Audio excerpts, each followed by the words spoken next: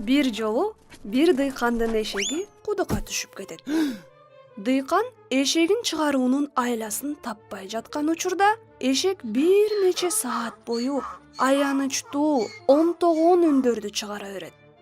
Акыр аягы дыйкан ары дүйшөлүп, бери дүйшөлүп бир чечимге келет экен. Ал бул эшегим деле карып калды. Ал эми кудукту баары бир жабыш керек болчу. Жөн гана карыган эшекти алып чыгуу үчүн күч жумшоонун эмне кажети бар дейт да, кудукту жаап, топуракка толтуруп салайын деп коңшусун жардамга чакырат.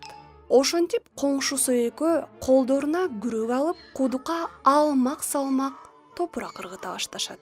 Эшек бул иштен эмне менен бүтөрүнө көзү жетип, ач айкырыкты салат.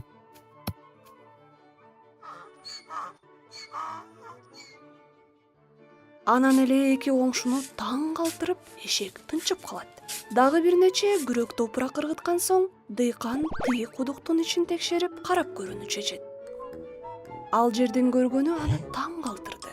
Көрсө, топурак ийнине түшкөн сайын эшек бир укмуштуудай иш кылып жаткан экен.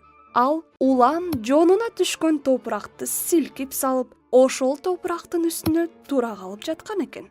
Бир аз убакыт өткөн соң, эшек өйдө көтөрүлүп, кудуктун четин аттап өтүп, алдыны көздөй жолугуп келе жатканда чаап жөнөгөнүн көргөндө, эки коңшу айраң таң болуп кала беришет.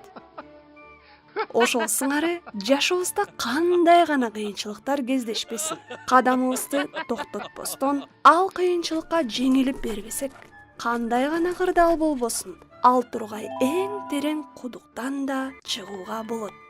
Кыйынчылыктарды үстүңүздөн силкип салыңыз да, жогору көтөрүлө бериңиз.